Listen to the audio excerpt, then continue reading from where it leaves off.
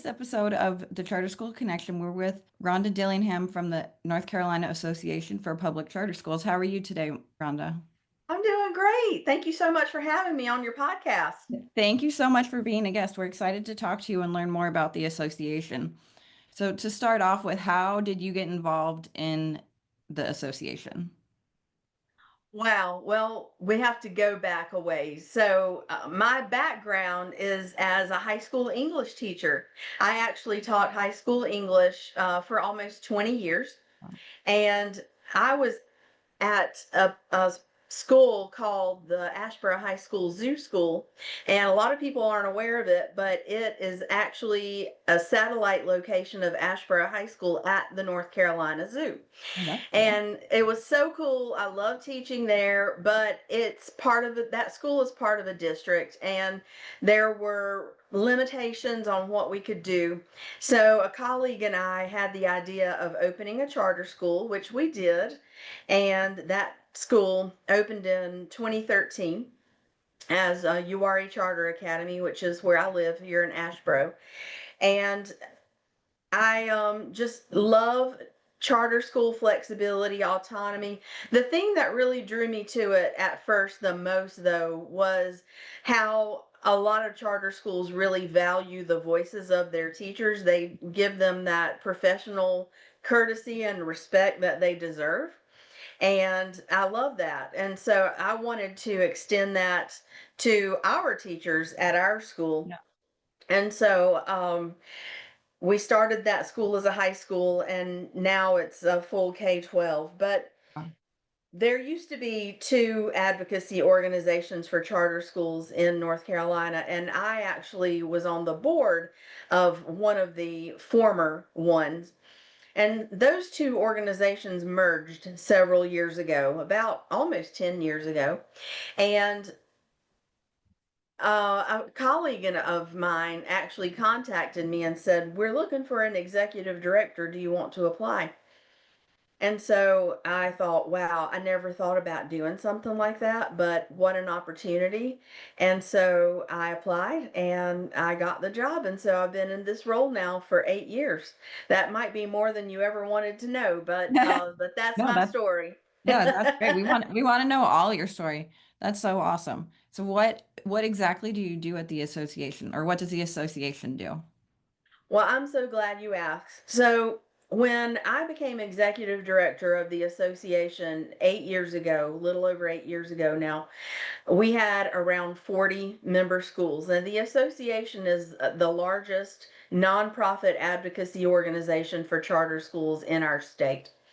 And over those 8 years, we've grown to represent around a little more than 75% of the charter schools in the state are members of the association. And we do several things. First of all, our mission is hinged on improving and increasing the number of high quality public charter schools in our state. And so we fulfill that mission in three ways. We support schools, and by doing that, what I mean is we offer lots of different types of professional development opportunities.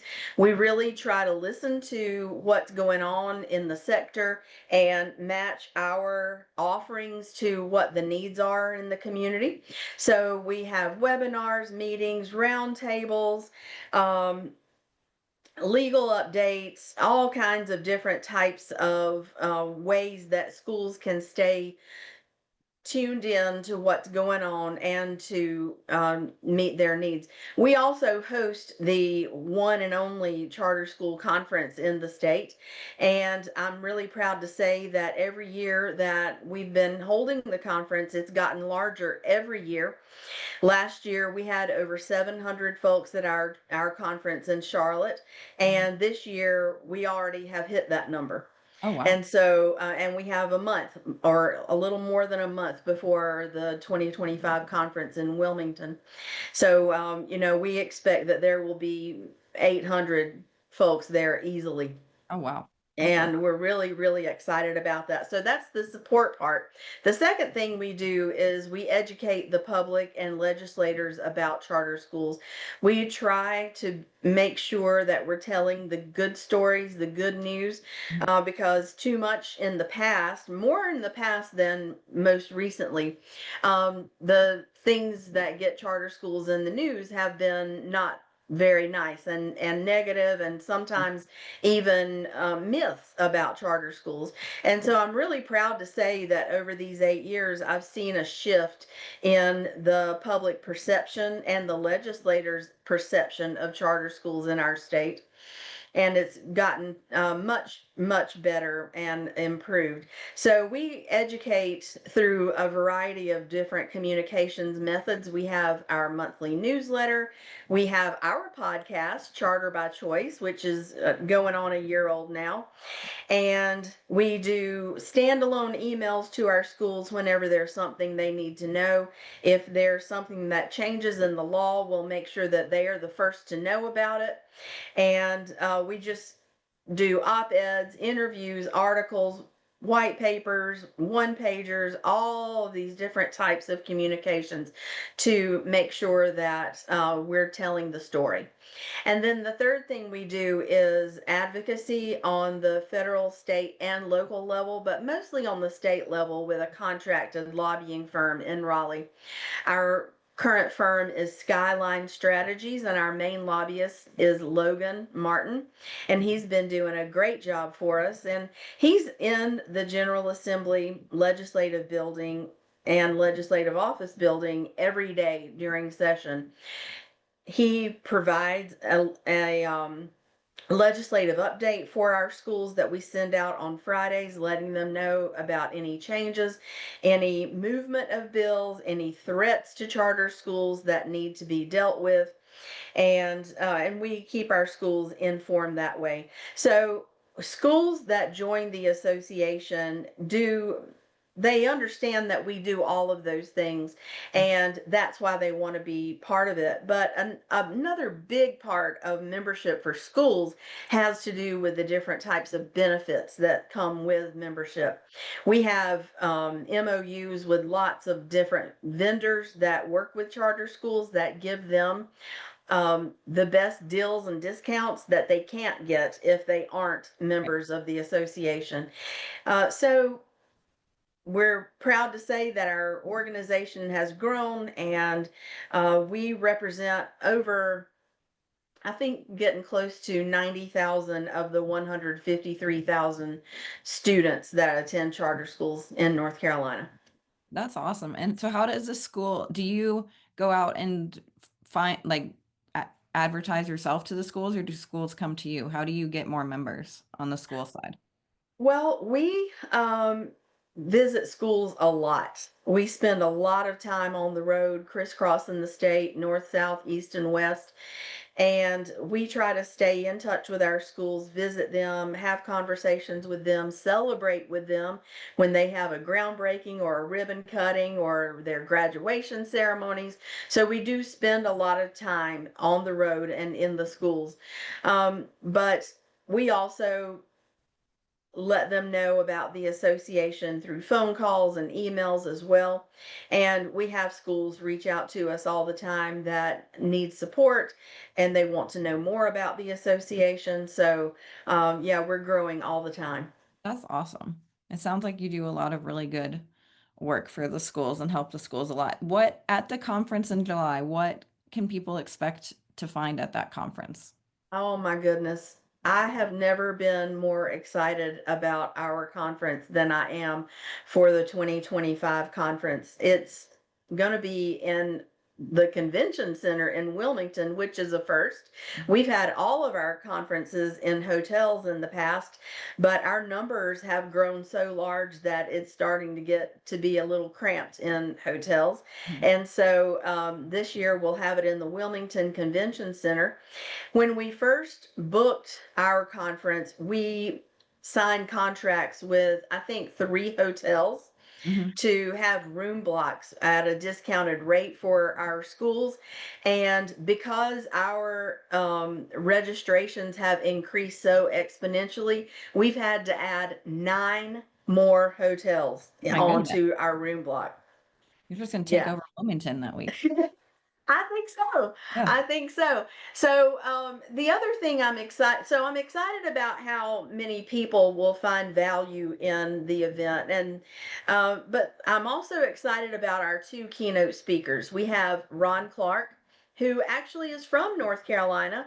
He's an educator who has his own private school in Atlanta, but he started off as a public school teacher down east, and then he was in New York, and he has a really, really interesting story. But a lot of brand new teachers are familiar with his first book, The 55 Essentials.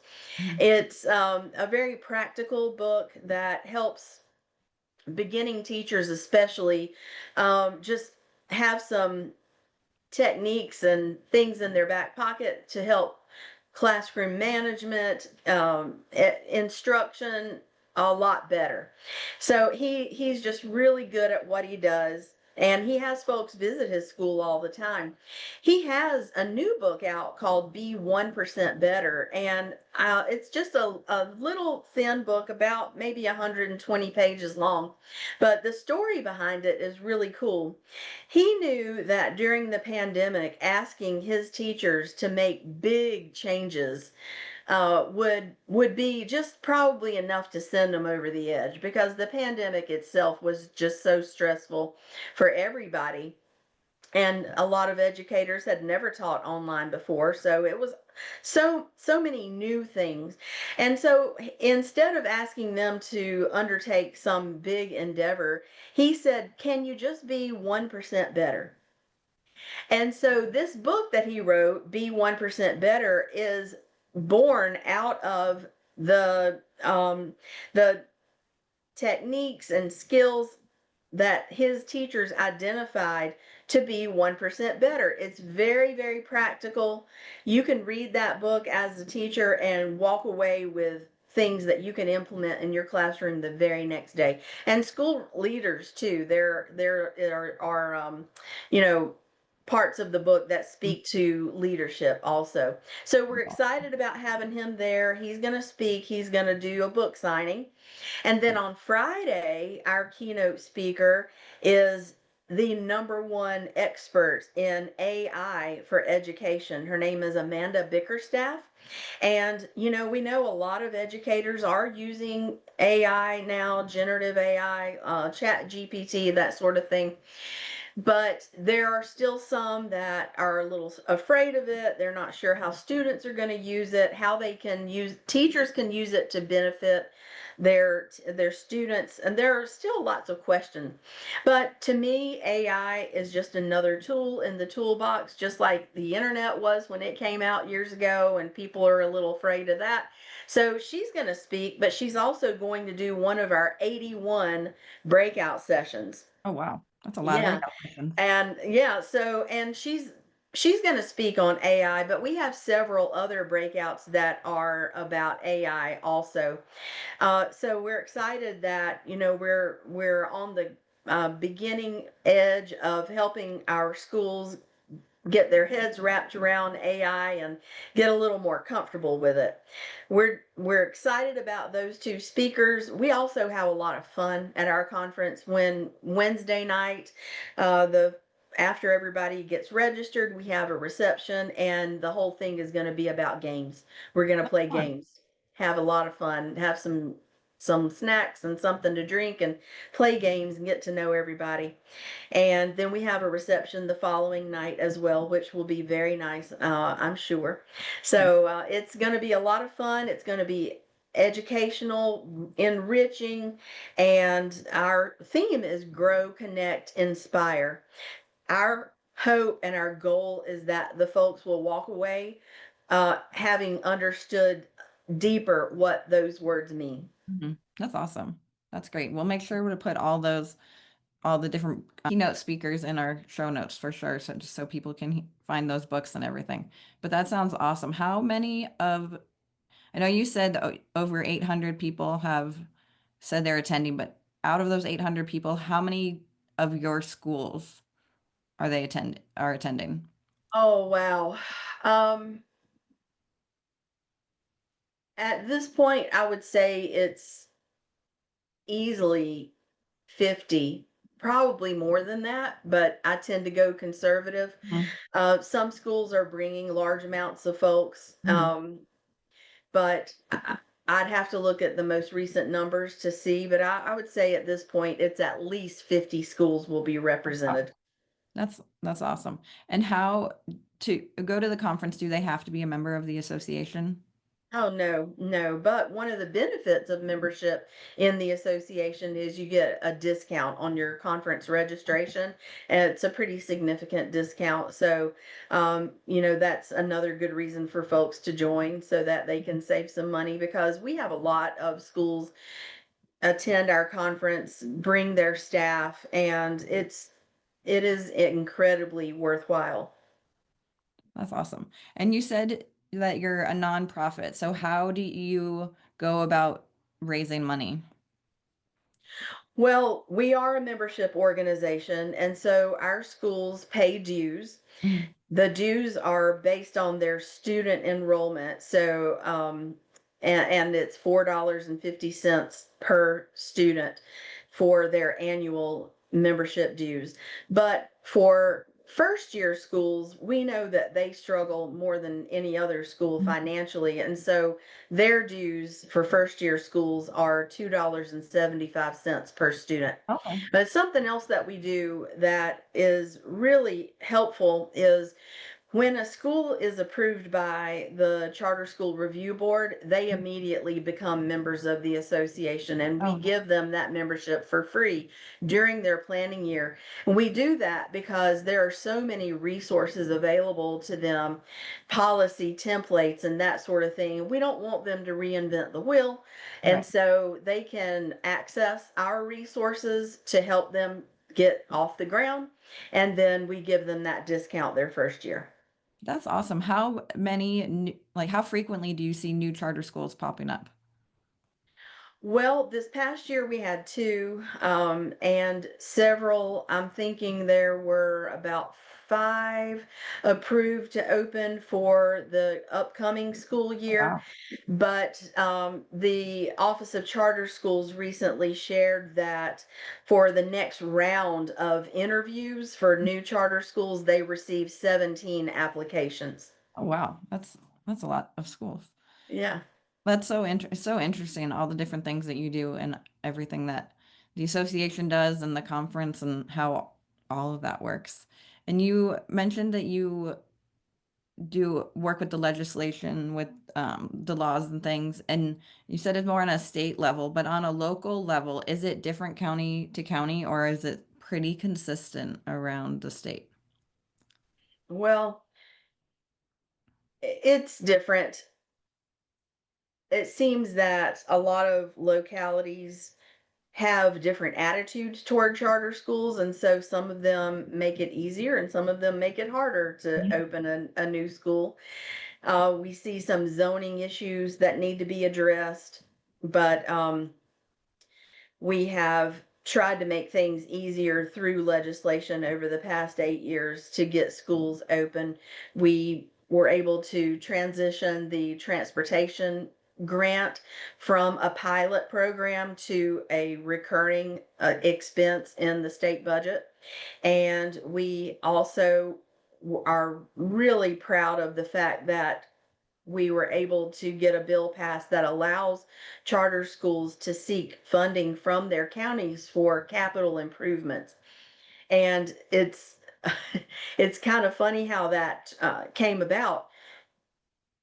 No one seemed to understand, very few people did not know that charter schools were not allowed prior to this bill passing to ask for funding from their counties. Oh, wow. Yeah. So but we knew that there were plenty of counties in our state that are charter friendly, and they did want to Mhm. make donations and grants and low interest loans to their schools. They just weren't allowed to by law. And so we were able to get that law changed, Wow. and now we've seen several schools benefit from that. And um, just anything that we can do to make it easier for Mhm. our schools, that's what we're all about. That's awesome. That's so great that you've been able to see an issue and fix it and make it better for the schools. Besides the books that you mentioned from the keynote speakers, are there any other books that you have found that have really influenced how you look at your job and leadership? Well, yes. I am a member of the John Maxwell team, and John Maxwell is the number one guru in our country on what it means to be a leader. And so I've read all of the books that he has published and heard him speak many times. Um, I have a lot to learn still about being a leader, but some things that stick out to me that he has said is one thing that I'm just thinking of right now is if your organization is dealing with a problem, the best answer you're going to find is going to come from the people who are closest to the problem. Hmm. That's real. So, yeah. That's really good. So, always make sure that you're staying tuned in to your stakeholders and seeking answers, ideas, and solutions from them. Yeah, that's really good. Really good advice.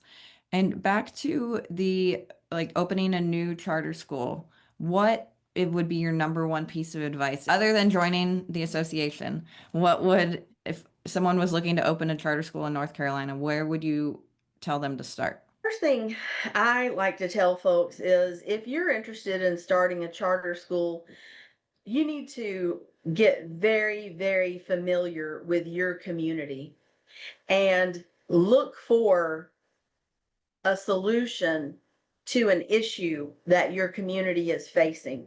I'm thinking of a school in Washington County, which is way down east in our state, and it's in a very rural area. A Hmm. very it's an area of the state that the main employer is farming. Hmm. And so this school, a group of moms got together and they were not happy with the education their children were getting. And so they decided they wanted to start a school, and they did something so smart. They understood what their community was all about. And they wanted to make sure that the children who attended their school would have a reason to want to stay in the community. And they knew that a lot of these students would be attending from families that farm. And so the focus of that school is on farming. Well, that's awesome. It is so cool. They That's grow a cool. garden. They do all kinds of neat things, but they really were in tune to their community and how they could draw the Mhm. community into their school. We did the same thing when we opened URI Charter Academy. At one time, U.S. News and World Report named Asheboro, where I live and where the school is located, as the fastest dying town in the country. And that's because this area was built on manufacturing, and a lot of those businesses and jobs went overseas. And so we saw these businesses just getting shut down right and left all over, people without jobs. We decided that we wanted our young people to have a reason to want to stay in the community. And so we had our students out into the community interacting with different types of businesses and industries and institutions to get them to understand what the area is all about, but also to get the business owners um, familiar with the school and for them to build relationships with students and with the staff so that they could see a natural connection between what they're doing and what the school is trying to do to fulfill its mission. So you've got to know your community. That's number one. That's really good advice. What you spoke earlier about how in a lot of places there's a negative connotation when thinking about charter schools. Other than sharing the good things about charter schools, how have you worked to change the view of charter schools? And why do you think they were negative to start with? Well, some folks see charter schools as a threat to traditional public schools, what I refer to as district schools. Our legislature passed the charter school law. We've been around for a long time. And what I like to say is charter schools are part of the public school offerings in our state, just like district schools are, lab schools, magnet schools. But charter schools are schools of choice. Mhm. And if a family is unhappy with the school that they're districted to Mhm. attend, or they're just looking for something different for their child, there might be a charter school in the community that is a natural fit for the way that student learns. And that's what makes charter schools so beautiful. Every school has its own mission, its own curriculum, its own way of doing things.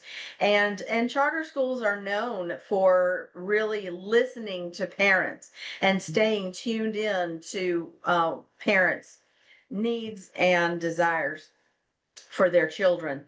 And parents are the first teachers, and so we need to listen to them. Mhm. So, that has been a perception in the past. There have been myths related to charter schools, but over time we've been able to break those down. We spend time with our schools educating them on how to address the myths that they hear and just to chip away at it. And so that's why I said earlier that when I first started in this role, almost all the stories in the media about charter schools were negative, and that has really shifted over the years. So I can see that the work that we're doing has had an impact, and we've seen a shift more toward telling the good news and the positive stories about charter schools. That's awesome. It's so nice to be able to see all your hard work coming to fruition. So that's really awesome. Well, Before I've been doing this for 30 years now. So hopefully, when I get to the point where I am ready to retire, I'll be able to say with confidence that I was able to make an impact on education in our state. That is my hope and my goal. Well, it sounds like you've already made a huge impact already, so I'm sure you'll keep making even a larger impact. How many people are employed at the association itself? We are small but mighty team of three. Wow, only three of you. That's all. Only three, and we do a lot. For three people, we do a lot. All of those things that I mentioned earlier, they all happen with a team of three. Wow, So that's really we're impressive. all always busy. We don't have a central office for the association. My office is in the sunroom of my house. Emily, our director of operations, lives in Liberty and she works out of her home. And then Meredith, our chief of staff and communications director, she works out of her home in Elon. So we all are kind of close to each other, but we're all working remotely. That's awesome. I expected a way higher number than three. That's really that's really impressive. Uh, Thank you. Especially to put on conferences like that with only three people. That's sounds like a lot of work. Conference, we do hire some extra help just for Mhm. that particular event That makes sense. because, yeah, there's no way that we could do those 3 days with Yeah, only three people. right. But the operation of the organization as a whole happens with three people. Even that alone, that still sounds like a lot of work. That's awesome. Definitely been It making, is. definitely, We take a few days off after the conference because honestly, as you we should. are exhausted. I'm sure. Are you just going to stay in Wilmington at the beach when you take your days off? That's my plan, but I'm That gonna turn my phone off. Yep, turn your phone off and just go. That sounds like a great plan. That sounds amazing. Before we end the episode, do you have any other questions that I didn't ask that you think would be really helpful to answer? No, but I think I would like to leave with this final statement. And I'll say that because of my background as an educator, and by the way, Emily and Meredith are former educators as well. So all three of us come from that background. I have told my board from the beginning, and I tell everybody that I interact with in the charter school sector, that I filter decisions for the association through what I think is best for students. Because at the end of the day, if they are not our primary focus, then we shouldn't be doing this work. Mhm. And Yeah, so that is my motivation. And I just love kids, and I want to make sure that they're getting the best that we can possibly give them. that's awesome. It sounds like you're doing a great job. Thank But you. thank you so much for being a guest on the Charter School Connection. We'll check out your podcast and we look forward to seeing all the work that you do in the future. Thank you so much. I appreciate you having me on. Of course. Thank you so much. Have a great day. You too.